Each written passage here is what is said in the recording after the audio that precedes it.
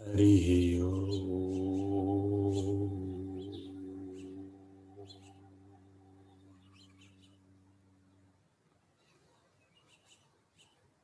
शुक्लाम्बरधरं विष्णुं शशिवर्णं चतुर्भुजं प्रसन्नवदनं ध्यायेत् सर्वविघ्नोपशान्तये। ॐ सिन्दूरारुणविग्रहां त्रिनयनां माणिक्यमौलिस्फुरत्तारानायकशेखरां स्मितमुखीमापीनवक्षोरुहां पाणिभ्यां मलिपूर्णरत्नचषकं रक्तोत्पलं बिभ्रतीं सौम्यां रत्नघटस्थरक्तचरणां ध्यायेत् परामम्बिकाम्। ॐ ध्यायेन्नित्यं महेशं रजतगिरिनिभं चारुचन्द्रावतंसं रत्नाकल्पोज्ज्वलाङ्गं परशुमृगवराभीतिहस्तं प्रसन्नं पद्मासीनं समन्तात् स्तुतममरगणैः व्याघ्रकृत्तिं वसानं विश्वाद्यं विश्वबीजं निखिलभयहरं पञ्चवक्त्रं त्रिनेत्रम्।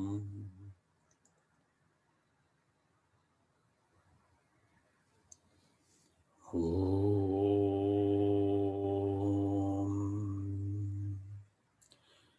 नारायणं नमस्कृत्य नरं चैव नरोत्तमं देवीं सरस्वतीं व्यासं ततो जयमुदीरयेत्।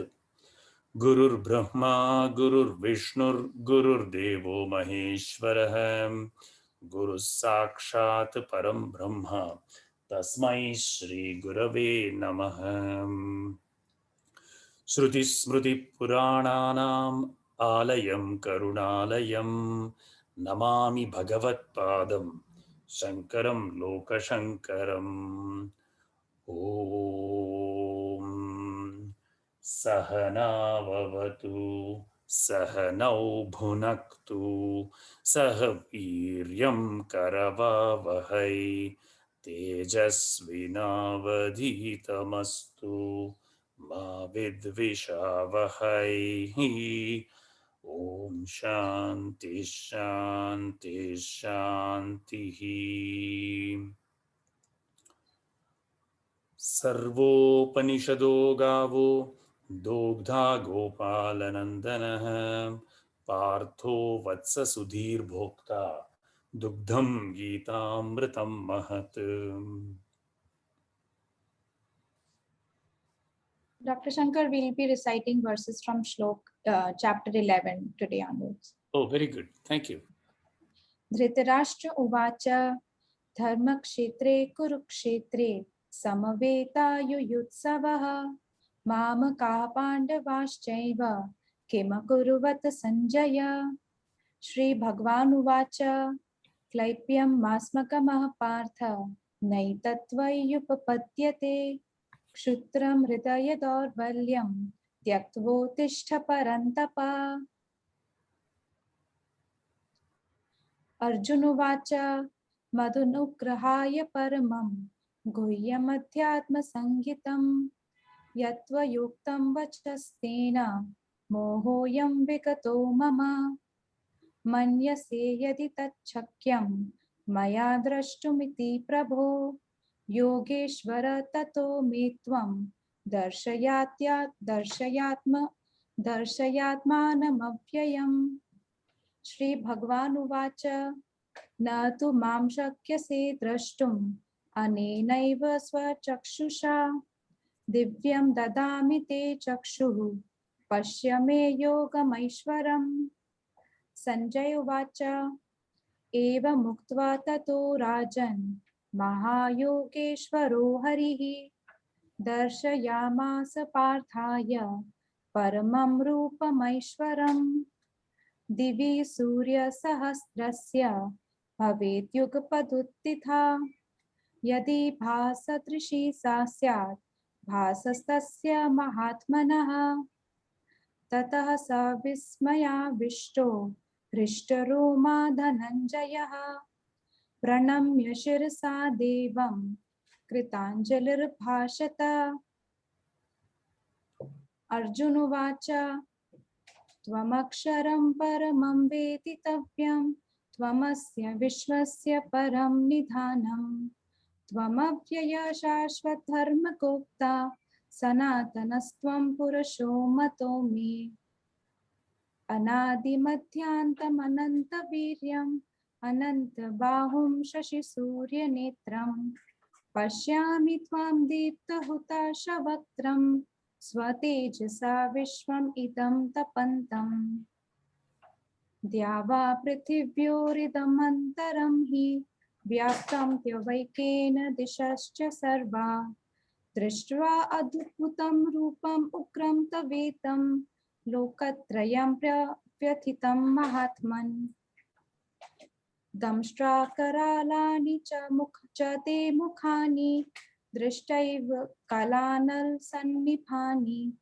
दिशो न जाने न लभे च शर्म प्रसीद देवेश जगन्निवास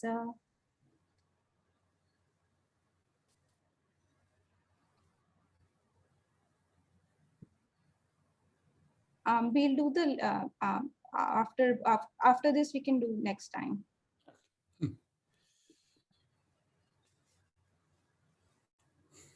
Very good. Thank you, Resi.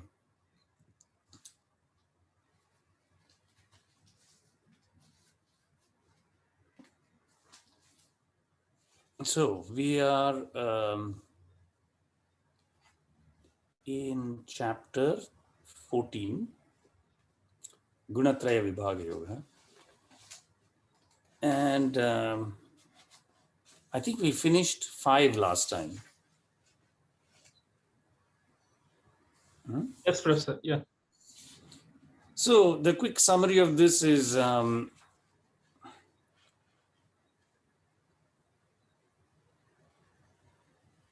what is the nature of this bondage? Because Bhagavan has said in the previous chapter, which was the Kshetra Kshetrajna, and in the end, he concludes by pointing out that Prakriti is the cause of the Kshetra, the field, including the Panchamahabhutas and all the Antakarana, Manas, Buddhi, all that conglomerate, right?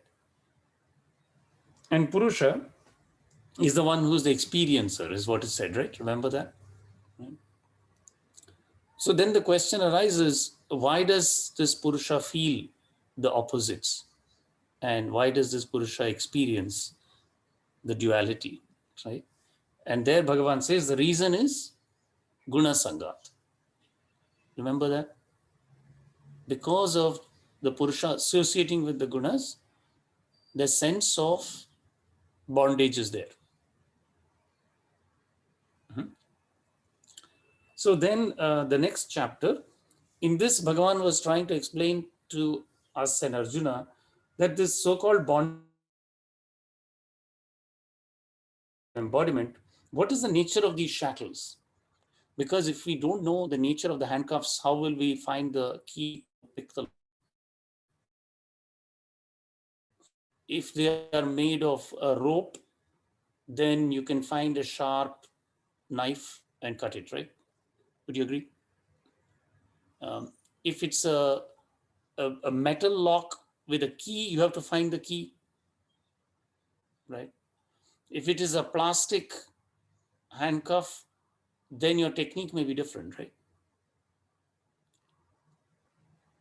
So simply to say there is bondage and to tell the aspirant that one must strive for liberation is an incomplete answer. Correct? Suppose a guru comes to the Sishya goes to the guru says you are suffering from bondage, you are bound, and then you must be free. That is the true joy, the great bliss, and walks off. right? What is the aspirant to do? This is really not enlightened or given a path, right? It has given more knowledge, but aspirant can feel very stuck. So Bhagavan, in his infinite grace, goes beyond that. And he says, okay, I will now explain to you what is the nature of this bondage very precisely. And I'll also tell you the key, what is the key to pick the lock of your handcuffs. And that key, of course, is knowledge, because the bondage is due to ignorance, right? The antithesis of ignorance is knowledge. Of course, this knowledge is not knowledge of the senses and the mind, but it is a Brahma Vidya. Nevertheless, we still know that even though it is a Brahma Vidya, that is Achintya, etc., its approach is first how? Through the intellectual, through Shravana. First, one must hear about it, then contemplate, and then meditate on it. Right? And then the direct experience is had. So in this theme, Bhagavan is now saying, he has already said, I shall elucidate that highest and best knowledge among all forms of knowledge, by mastering which all the munis have attained supreme perfection beyond this empirical sphere. The certitude of this perfection is also affirmed. Resorting to this knowledge, they have achieved my own nature. They are not born at the time of the manifestation of the world, nor are they distressed at the time of its dissolution. Then he says, Kshetra Kshetragya Samyoga Idrishaha Bhuta Karanam Ityaha. It is next explained in what manner the union of the field and the field knower causes the generation of all beings. He says, my womb is Brahman, the Mahat. And remember, here we talked about Hiranyagarbha, etc., anticipating those things. I cast the seed therein. Therefore, O sign of the Bharatas, are born all beings. Similarly, at the Jiva's level, understanding the mind and understanding the prana and the source of both leads to the same goal. The origin of the individual's mind and the individual prana is the same as the origin of the supreme Mahat and the supreme prana, Hiranyagarbha. That is because Brahmanda Pindanda Aikyam. So one doesn't have to go and search in some other place for that source. The same source that is divine is within, in the heart of every aspirant, right? So then he says, O son of Kunti, whatever forms spring up from all kinds of wombs, Sarva Yonishu Kaunteya Murtaya Sambhavantiyaha. Their womb is this great Brahman, Tasam Brahma Mahat Yonir, and I am the father, the supplier of the seed. So therefore, the human father and human mother are only stewards. They are only instruments of the Lord. Insofar as they conduct themselves in accordance with the will of the Lord, all good things come to fruition. And insofar as their thinking is contrary to the will of the Lord, that does not happen. Right? They're merely instruments. Right? So then, Bhagavan says,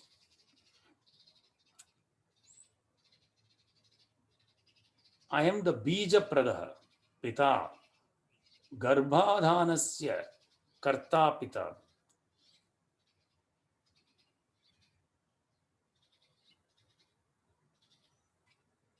So that is why in the very deeply symbolic Simantonnayana Samskaraha, right?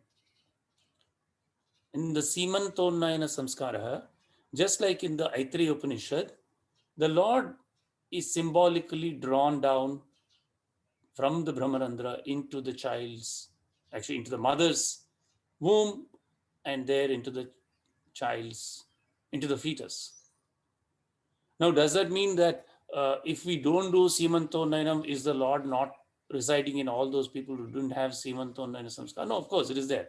The point is you're showing your intelligence by doing it. That's all. We are merely demonstrating that we know something. And so the Lord is the seed supplying Father in all cases. So then Bhagavan says, what are these gunas, right? Because after all, those gunas have been said to be the handcuffs that are binding Purusha to Prakriti and causing this entire manifestation, right? So imagine that your handcuffs now have three parts, right? Three parts, the three gunas, and they have to be transcended, right? So first, Bhagavan is now going to tell us what are these three gunas. I think we read 5, Sattvam, Rajas, Tama. You know this, Sattva, Rajas, Tamas. Prakriti Sambhavaha, Nibadhananti Mahabahu, Dehe, Dehinam Avyayam. Bind the embodied and immutable spirit. Okay. So Bhagavan has already said, Shankaracharya, that these are obviously not just qualities like color, etc. You know that they are in fact essential constituents.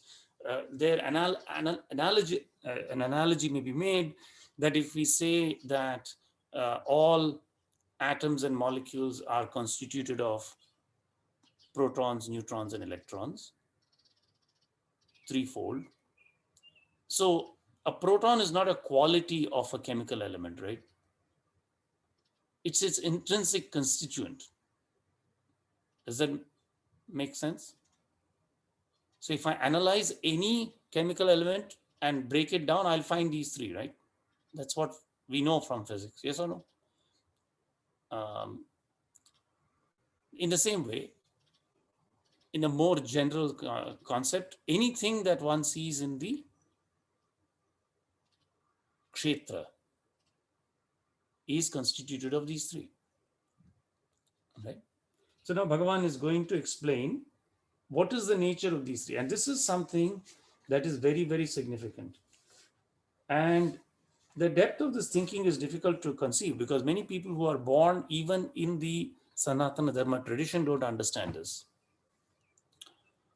But this is also a very deep teaching and a very profound teaching, and it should not be taken in the wrong way. Okay. This teaching will take the listener beyond the three gunas. Right? The actions of a person who has transcended the three gunas are very difficult to understand in the world. They will be radically contrary sometimes to the accepted notions of the world, right? That kind of person called Gunatita or Ati Ashrami is truly not subject to the world's constraints, not because they are rebelling against them, but because they have transcended them. There's a difference.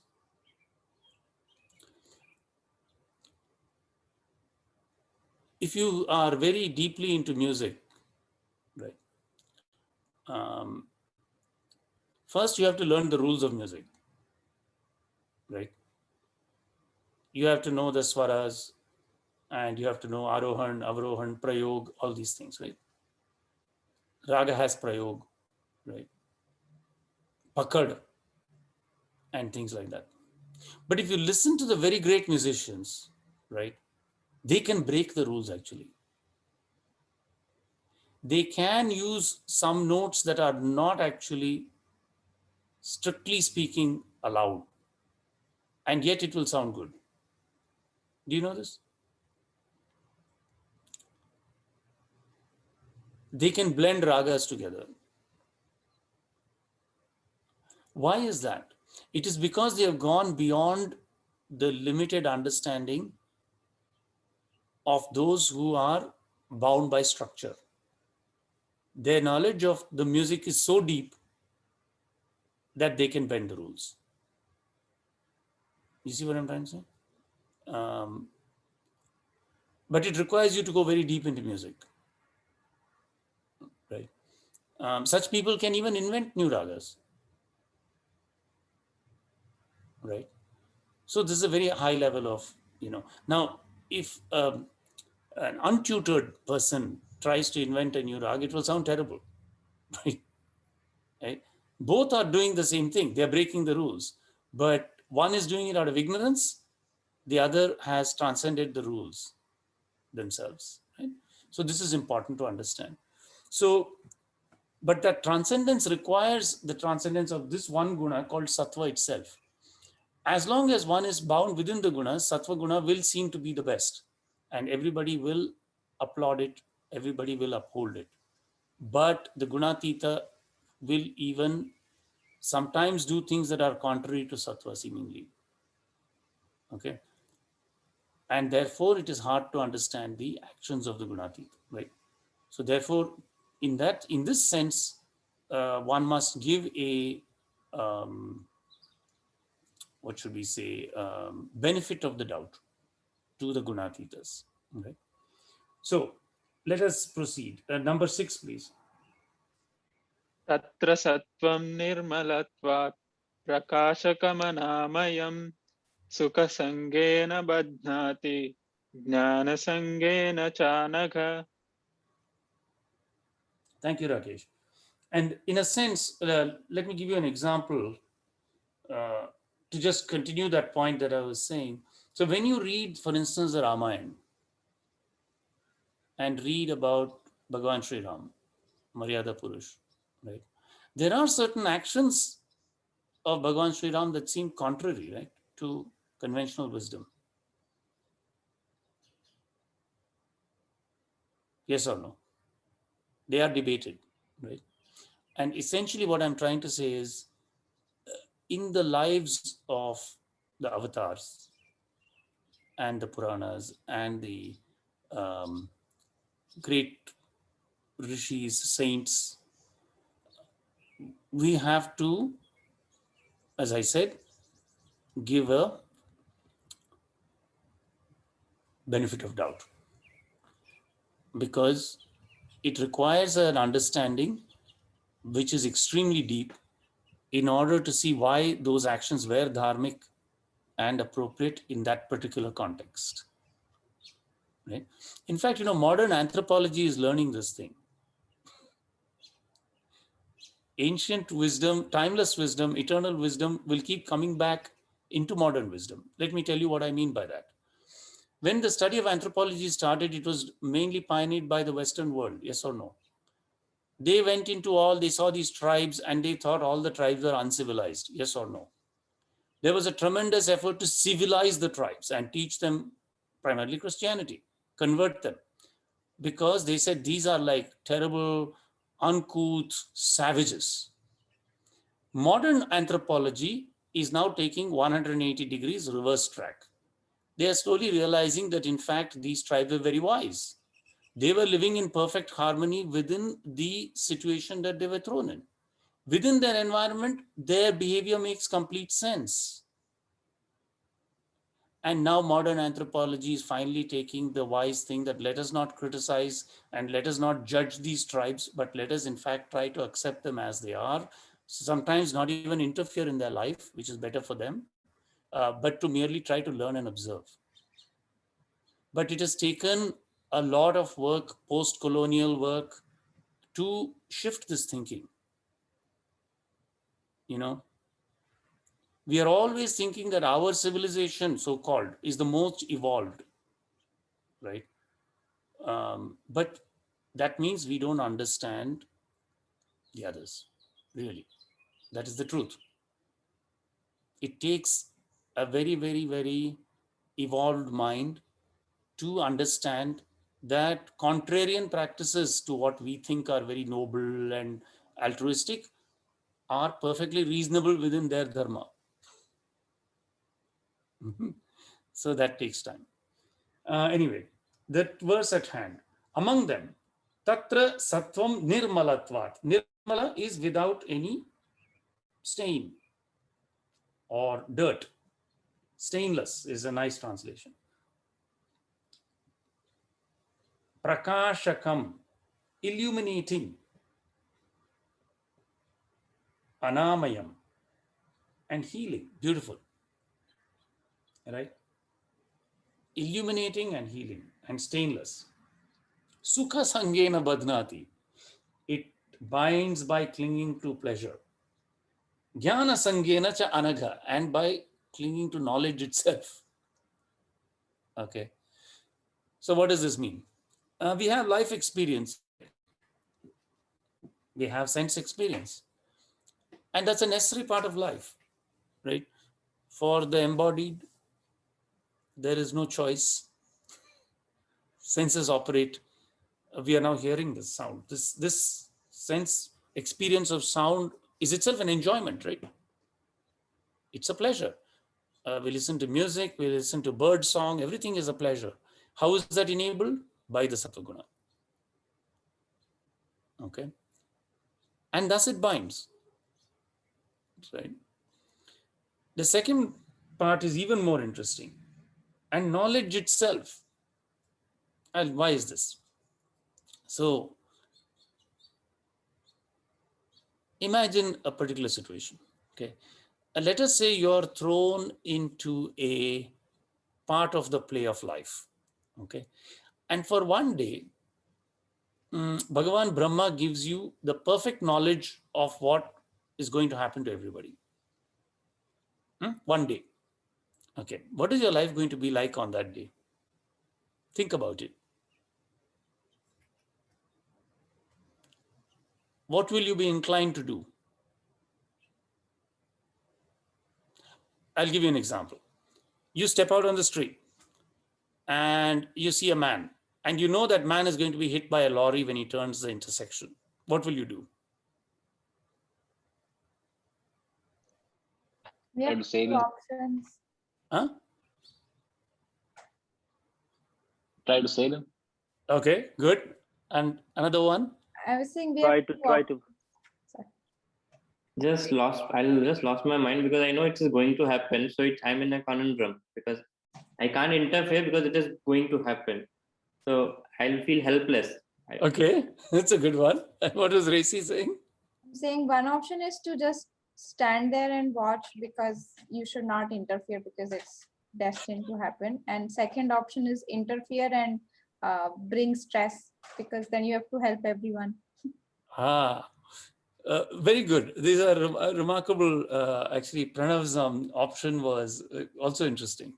So I enjoy these sort of what if questions because I don't know all the answers myself. But the main point I was trying to bring about was that it will cause us incredible amounts of stress, as Racy was saying, because you will want to tell everybody not to don't do this. You're going to hurt yourself. So now, what is knowledge doing now? It's actually binding you in some sense, right? Because you know, and then your sattva guna is wanting to avoid pain for others, right? So already it said, by clinging to pleasure means avoidance of pain, is another way to think of it. And so the sattva guna, if you're given the knowledge, you will be impelled. If one is bound by sattva guna, one will be impelled to go and help and stop all those people from falling into a painful situation, right? And Pranav's example is good. But let's say it is not a man on the street. Let's say it is somebody very close to you.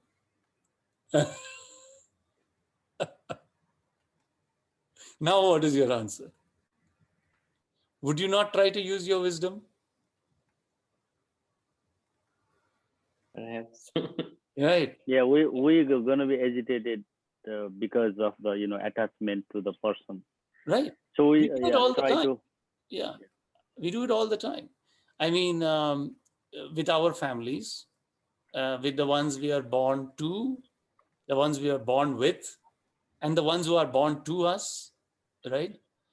It is very, very, very difficult to stand back and watch, right? This natural guna is there, right? And so it is this is how it binds in a sense.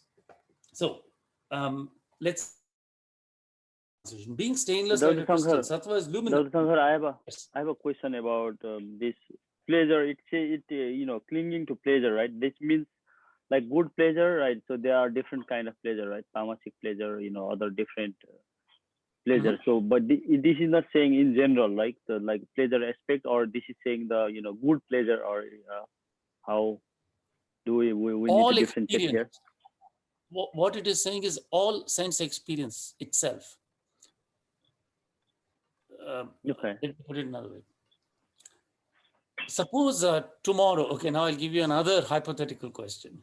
After Brahma, let's say you worship Shiva and Shiva gives you a var. Okay. And the var is as follows, that at any instant, you can leave your body. Fair enough? Okay. So the moment you choose that instant, right? Let us hypothetically imagine, now you're leaving the body, right? Are you going to be leaving it like you get out of your car?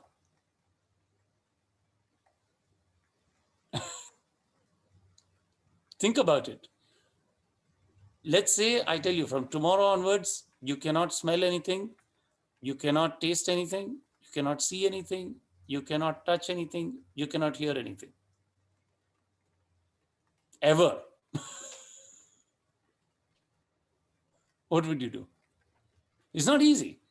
The choice is not obvious, especially because we don't know for certain what will happen if those are gone.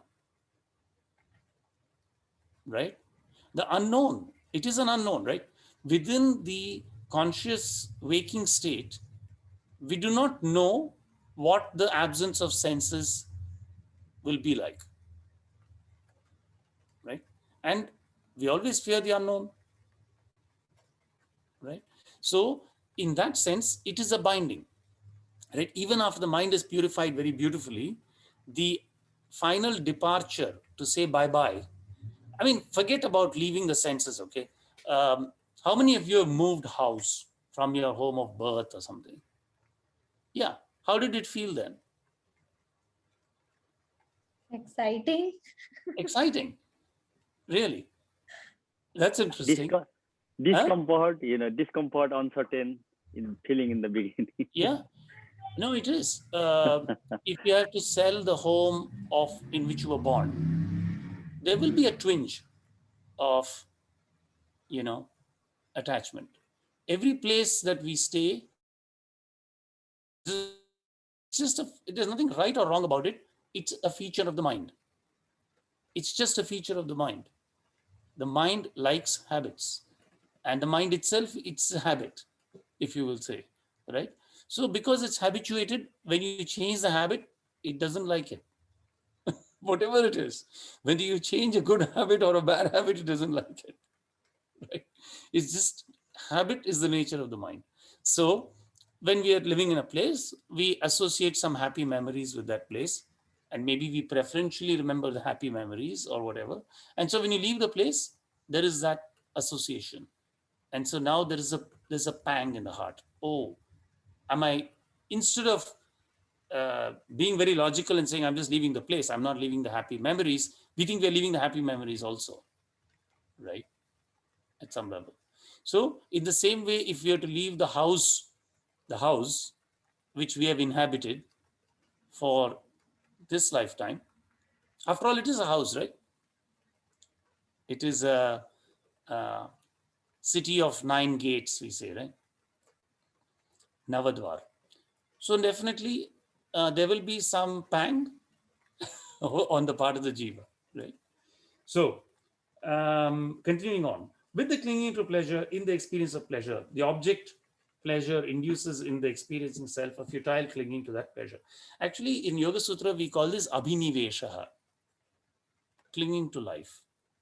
So if you remember the kleshas, avidya, asmita, raga, dvesha, abhinivesha, right? So, and from the Bhagavan's example of Panchikaranam, how did the 5 Panchamahabhutas, how did they get formed, and how does the whole sense experience happen? What we see is that even here there is a sattvic, rajasic, and tamasic nature, right?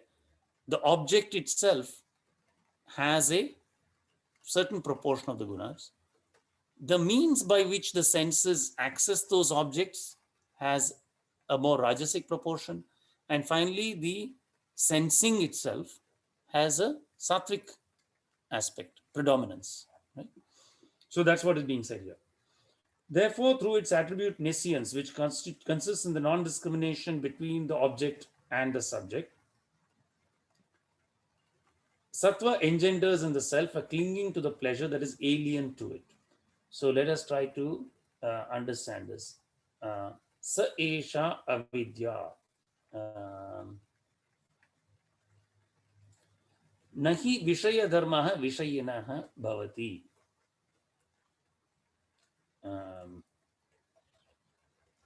इच्छा आदि च धृत्यन्तं क्षेत्रस्य विषयस्य धर्मः इति उक्तं भगवता 13.6. Right. So qualities like desire. So in this case, what Bhagavan is saying is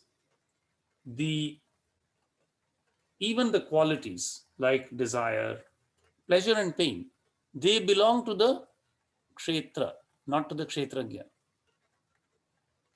Right. So we may say, I am attached to the house, but what Bhagavan is saying is, no, you don't know who you are. That's why you're saying I am attached to the house. The true I is not attached to anything. That's what Bhagavan is saying, right? Right. So that's the point. Sattva makes the self attached, as it were. The self that is in fact detached and free of objective pleasure is made gay, as it were. Similarly, it generates in the self clinging to knowledge. This knowledge, mentioned together with pleasure, is an attribute of the inner sense and therefore objective. It is not an attribute of the self.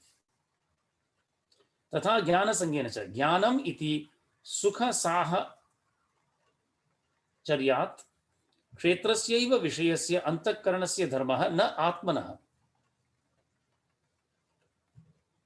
Atmadharmatve sangha anupapattehe bandha anupapattescha.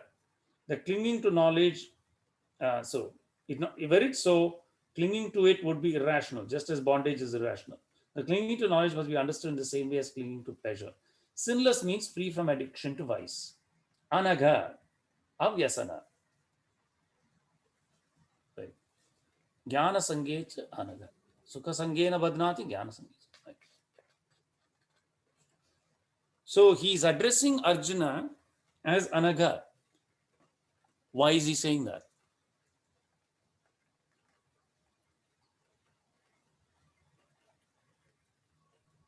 Is it because he's talking to the true self of Yes, Arjuna? fantastic. That's the point, Tracy. Exactly.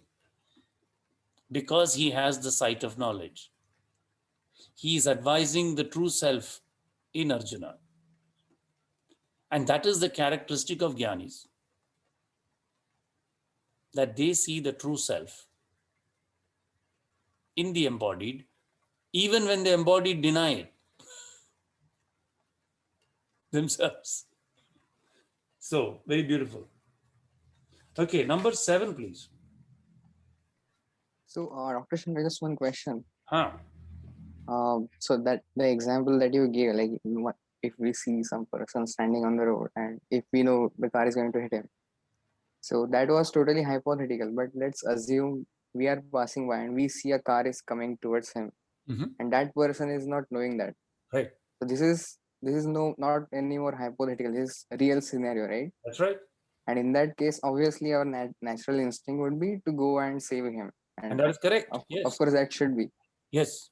But then where do we draw the line? So like there's nothing wrong with that. That is perfectly in accord. So later we will learn that tamas is purified by rajas is purified by sattva, and sattva when purified dies of itself. Okay, so within the dual world, within the world of attributes, sattva is definitely to be embraced as much as possible, right?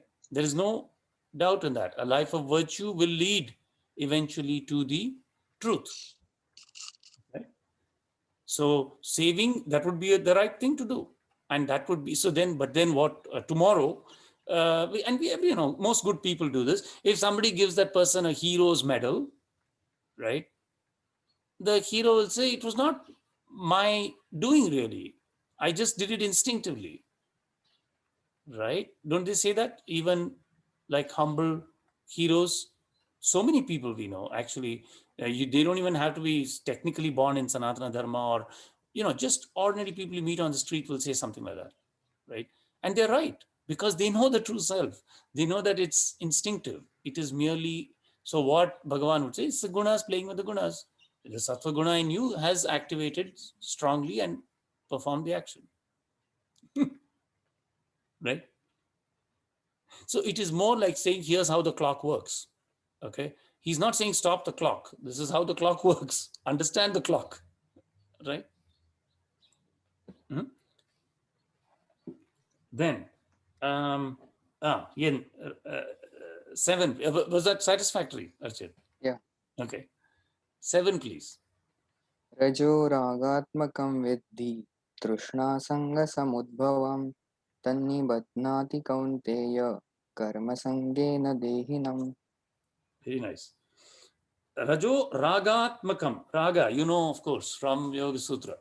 Raga dvesha. Right? No, rajas is essentially attachment. Trishna, thirsting, craving.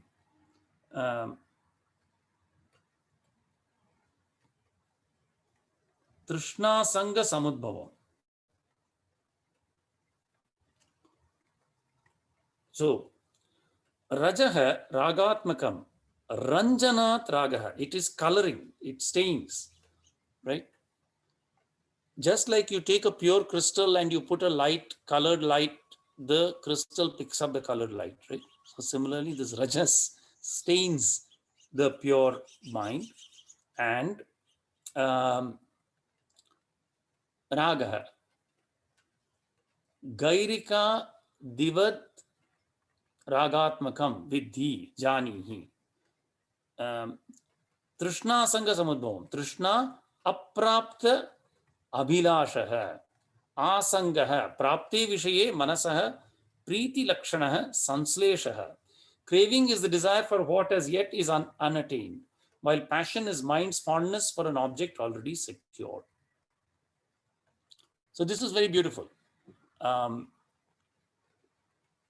So again, he is pointing out the habit nature of the mind. First thing is, once something has been secured, we like to have it again. This is just unfortunately true.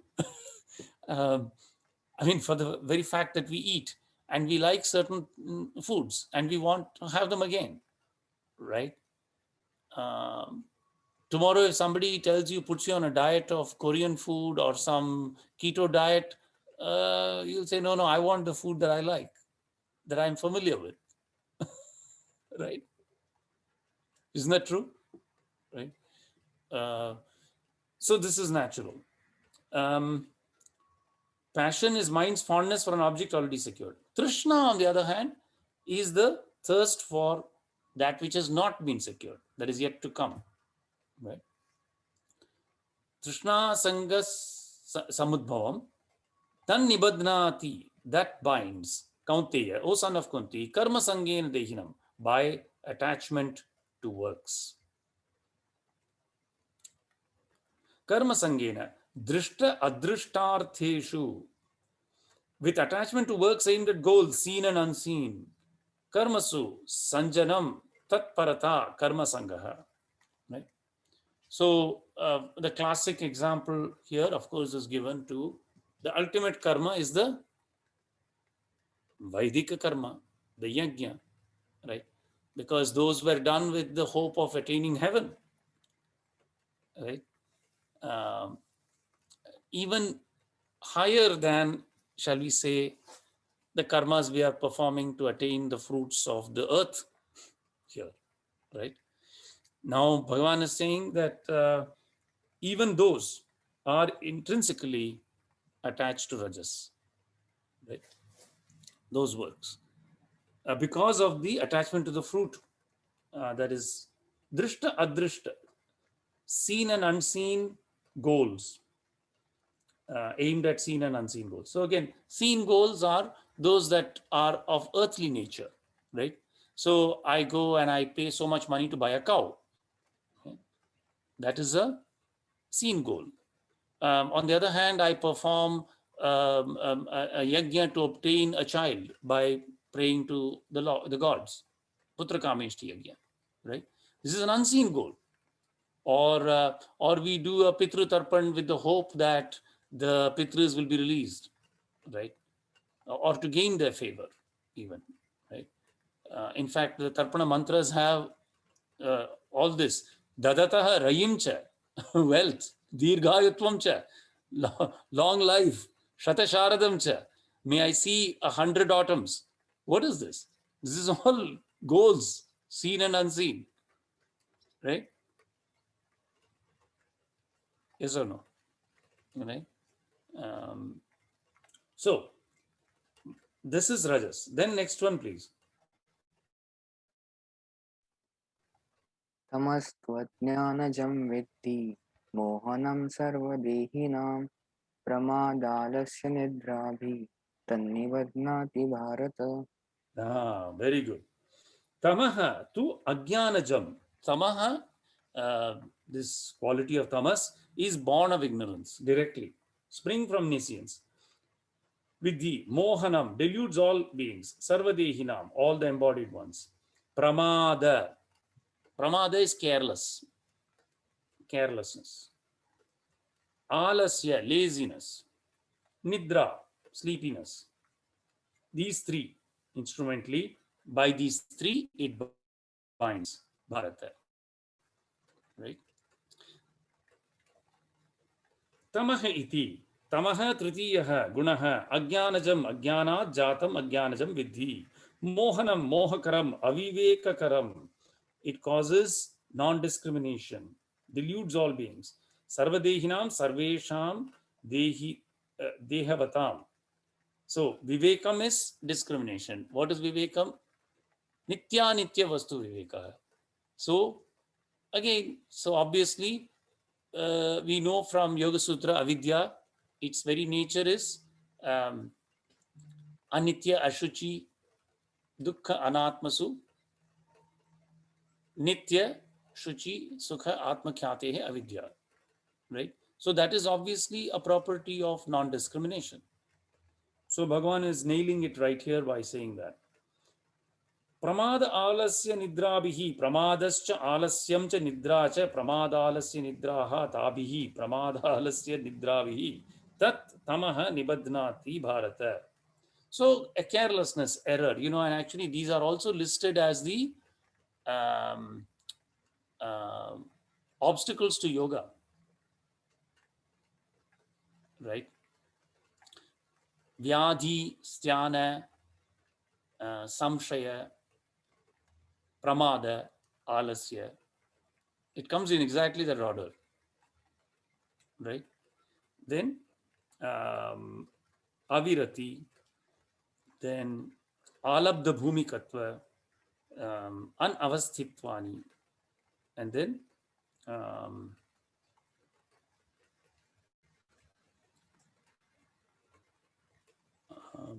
yeah.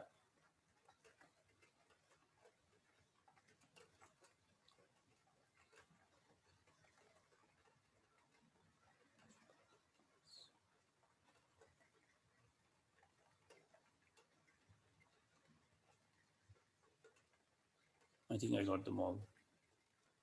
Right. Carelessness, laziness, sleepiness. So, पुनः गुणानां व्यापारः संक्षेपतः उच्यते. Again is briefly set forth the operation of each of these constituents. Number 9, please. सत्वं सुखे संजयति रजः कर्मणि भारत ज्ञानमावृत्य तु तमः प्रमादे संजयत्युत.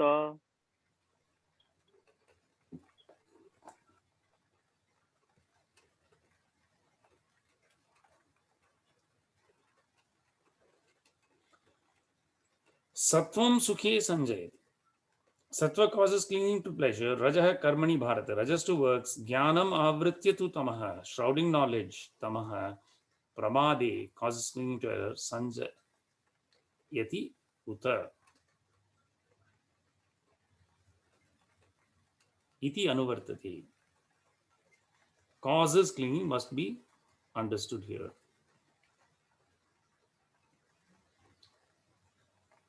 Right. And shrouding knowledge is, yes. Error is the failure to perform one's proper duty. Uktam karyam kada kurvanti gunaha iti uchyate. When do the constituents operate in the way mentioned above? Number 10.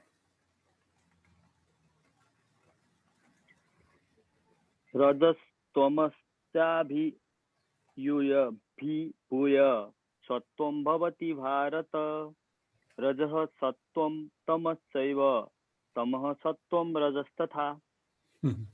So basically the point of this formula is that there is a non-zero presence of each guna in every person or everything in the kshetra at all times. It is non-zero. And there is one dominant guna at all times. This is the 2 points. Okay, that is how they operate. So I think it's a fairly simple verse. So yada yaha gunaha udbhutah bhavati tada tasya kim lingam iti uchyate. Then what are the marks of the domination of each of these constituents? Right? How shall we know? Bhagavan has said that your handcuffs are made of 3 constituents. So how should we know them? How should we recognize them? So that is answered in number 11. सर्वद्वारेषु देहेऽस्मिन् प्रकाश उपजायते ज्ञानं यदा तदा विद्यात् विवृद्धं सत्त्वमित्ययुत्. Sarvadvareshu deheऽस्मिन्. When through all the portals, openings, the light of knowledge shines. Prakasha upajayate. Jnanam yada tada vidyat.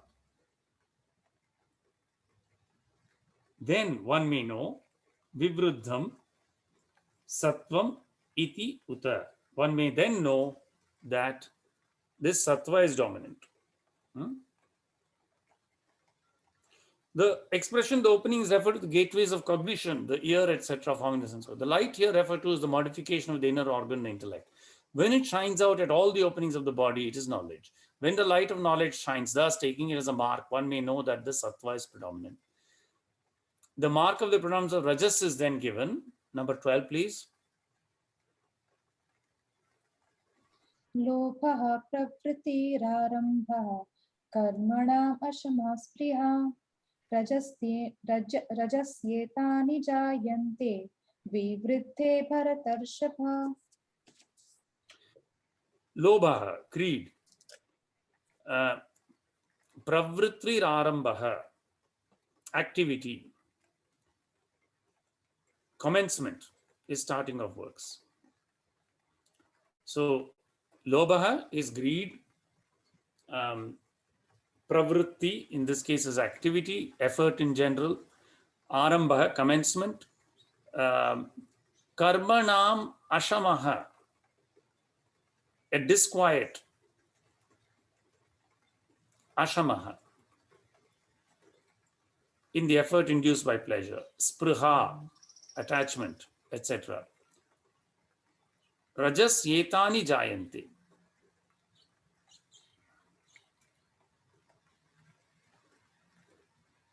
Desire is directed to, these appear when Vivriddhe Bharatarshava, O best of the bull of the Bharatas, these appear when Rajas predominates. They are brought about by Rajas. Lobha, desire to grasp. Paradravya aditsa, grasp others' possessions.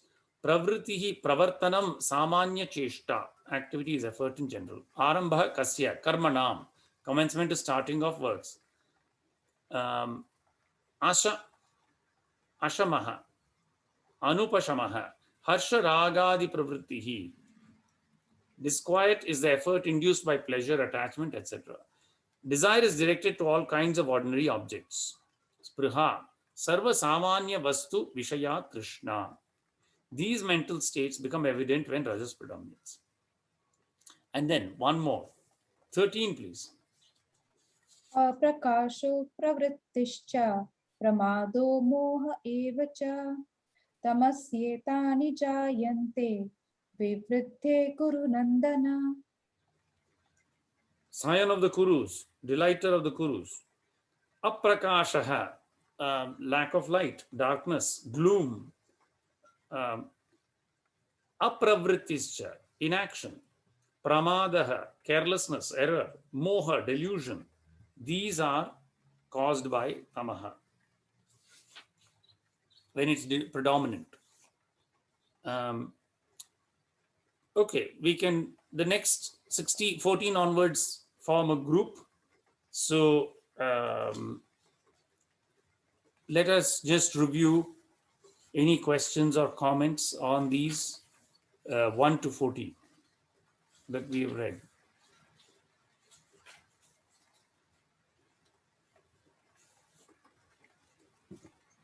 One small question, Virendra.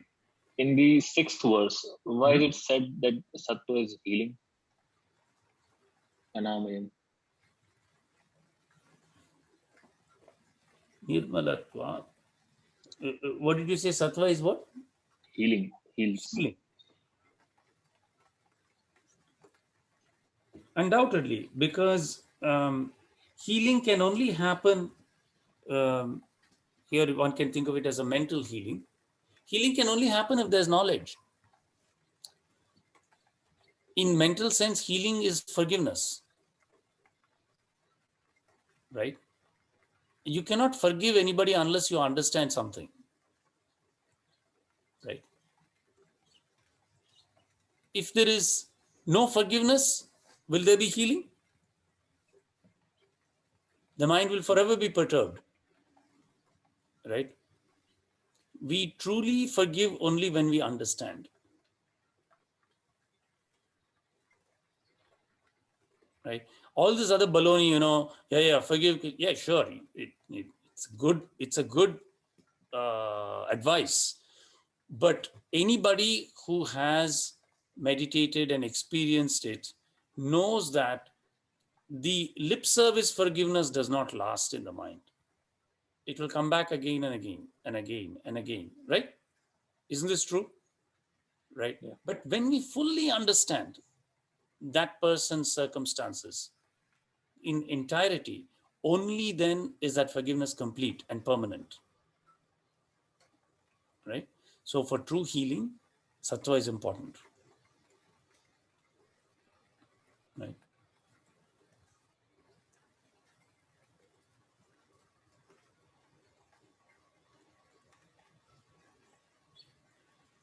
Good question.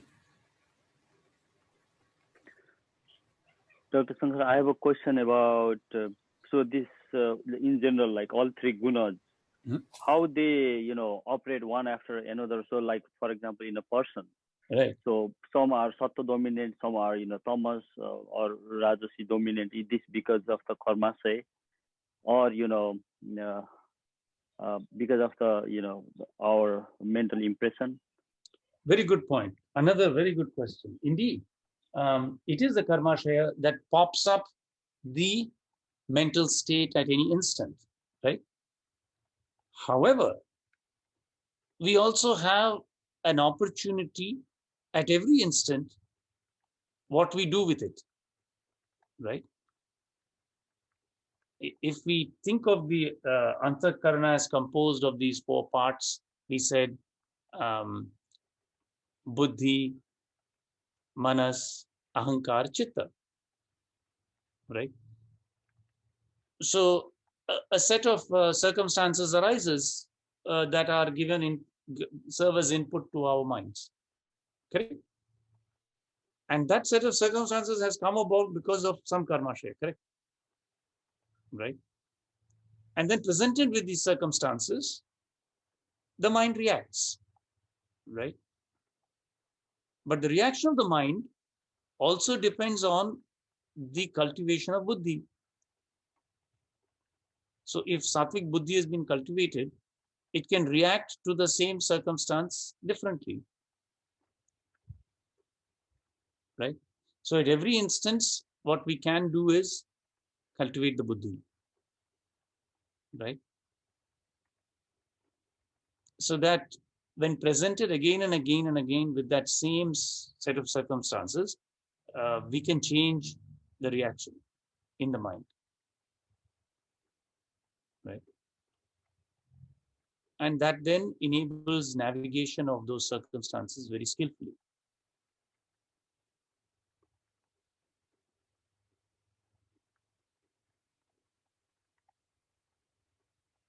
Is that making sense? Or did you have something Yes. else? Yes. So they make sense in general, right? So that is like when some person react or when habit, right? Right. And so the person is habituated, right? Some are more sattva dominant, and then that springs depending on the external circumstances. How about the similar situation like every day, right? We go through, like usually in the early in the morning we have sattva dominant, and then rajas, and then day later in the night also goes within the tamas dominant. Is that also like mostly like usually unless it's gunatit? Yeah. So that also like similar works, like you to work with everybody, right? Yes. In a similar way, right? Indeed.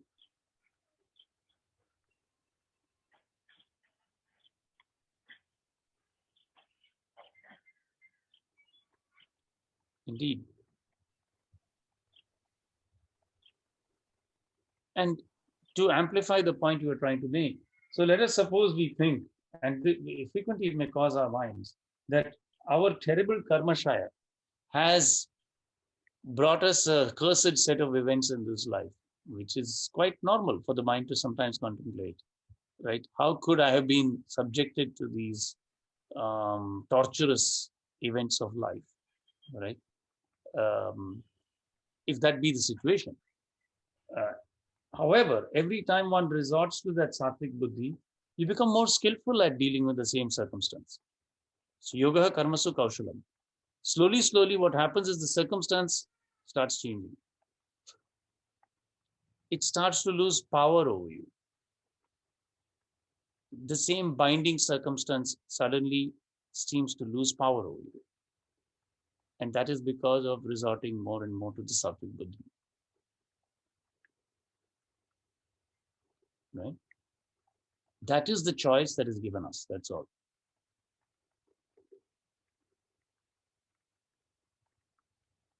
It's a difficult choice and also a powerful choice.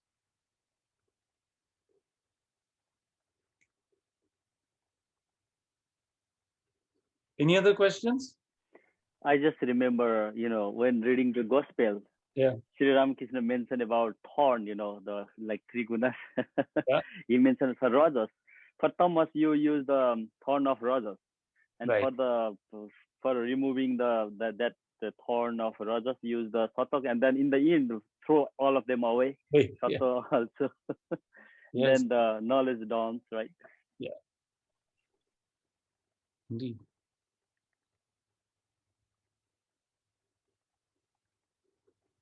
He also has a parable of the robbers who catch the traveler and bind him. I think that the tamasic robber wants to kill him right then and there, but Rajas releases him, and then Sattva tells him the direction to the path home. So many beautiful ways of explaining this. Right. Very good. Thank you for reminding of gospel. Yes. Acha. Shall we say Shanti Mantram? And you have a lovely. Just one last question. Maybe. Yes, certainly. So in Shlok 11, there is it says right. One may know that sattva is dominant if knowledge shines. So is sattva always the best way for like everyone, or depending on situation or what you are doing, Rajas may be better choice than Sattva. Very good. That's also a good question. Um,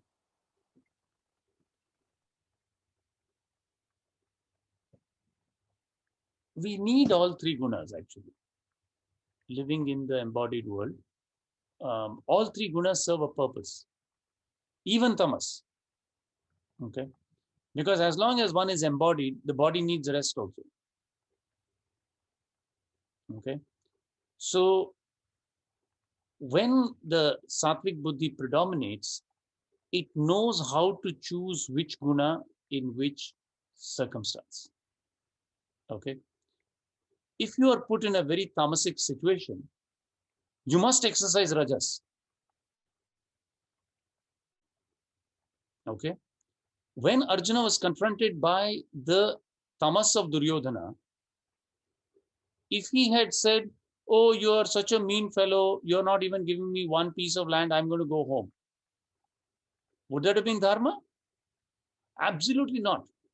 It was his dharma as a kshatriya to stand up and put forth all his rajas and do what he had to do. So, what wisdom gives us, and this is actually quite a bit different from the Christian doctrine as I understand it. There are, because of our urban education and English education, many times urban Indians have adopted unthinkingly many Christian values. And there is nothing, I won't say they're wrong, but they reveal a certain lack of understanding which the Sanatana Dharma does have. So let me explain to you. If you take the life of Jesus Christ, which is a beautiful life, this is an illumined yogi, a self-realized human being, absolutely the manifestation of the Lord, giving advice to people who were around him at that time, right? With whatever level of ignorance they had. Great advice, a life lived, purity. But the main thing there from where we get is, turn the other cheek, always love thy neighbor, right? This kind of a thing. There is no evidence of Jesus taking a big thing and whacking everybody into shape. There isn't, right? But Jesus lived a perfect life. There's nothing wrong with his life. The problem is that in that tradition, there is not the notion of Shruti and Smriti. That is, there are certain things that are atemporal and there are certain things that are temporal. Okay. Now, a lot of people followed Jesus Christ, right? And then we had the Crusades. Do you know what the Crusades are? They are the most bloody wars fought in the name of religion. What happened? Were they Christians? They were following the teachings of Christ. Does it make sense that they would inflict? Now, if I say this, people promptly think, oh, but Hindus fought savage. Yes, Hindus fought savage wars too. Indeed, that's the point I'm trying to make. That as Hindus, we understand that wars will be fought. Because you cannot erase the gunas from anybody. So what I'm saying is that the rishis and the Sanatana Dharma understand that violence is also a part of human life. Savagery is a part of civilization. These are human qualities, they are not religious qualities. That is why the Mahabharata says, Ahimsa paramo dharmaha, dharma himsa tathaiva. Ahimsa is the highest dharma. But himsa done in the name of dharma is also the highest dharma. Because if everybody crawls under a rock and says and turns the other cheek, the world will not go forward towards goodness. There are people who need to take up the sword in the name of dharma. But the problem with this teaching is that those qualities are not present in the people taking up the sword now. That's the problem. There are no dharmic wars anymore because nobody knows dharma. There are no Arjunas around anymore. Those who are picking up the sword are not Arjunas. This is the problem. And so that argument has collapsed on itself, right? Okay. And therefore, truly speaking, we have to purify. The battle is internal, right? Definitely, we have to purify ourselves. But in the external world, there will be the cycling of the gunas. In a bed of thieves, you must react with rajas. Okay. Even Bhagavan Sri Ramakrishna said, he narrated the parable of the sage and the snake. I think I've told you this one. There was a snake and it got diksha from a guru, and the sage gave it and said, you be a very sattvic creature. But poor thing, when it came out, the boys who came there thought it was a snake, and they beat it repeatedly and beat it almost to death. Next time the sage came, he saw this poor snake beaten up, and he said, what happened? He said, well, Guruji, you told me to be very sattvic, and I was very sattvic. He said, well, I didn't tell you not to hiss if somebody came to beat you, right? So what that parable is trying to say is that you must know skillfully to use which guna when. If a robber comes and tries to steal your legitimate hard-earned wealth, you should not turn around and give it to him. Right? That would be foolish. So wisdom lies in not embracing only one guna, but actually cultivating sattva within oneself to the point where one knows skillfully when to deploy which guna. And that is a very, very deep and eternal wisdom that is not accessible to many, unfortunately. But that is the wisdom of Sanatana Dharma. And that's why we know exactly how to understand all the civilizations and not go around trying to teach evolution of one over the other and all that stuff. Not necessary, right? Imperialism and colonialism can be quite easily avoided if one resorts to Sanatana Dharma. Live and let live, right? But know when to defend yourself, right? That's important. Very good question. Yeah. Don't be like the snake.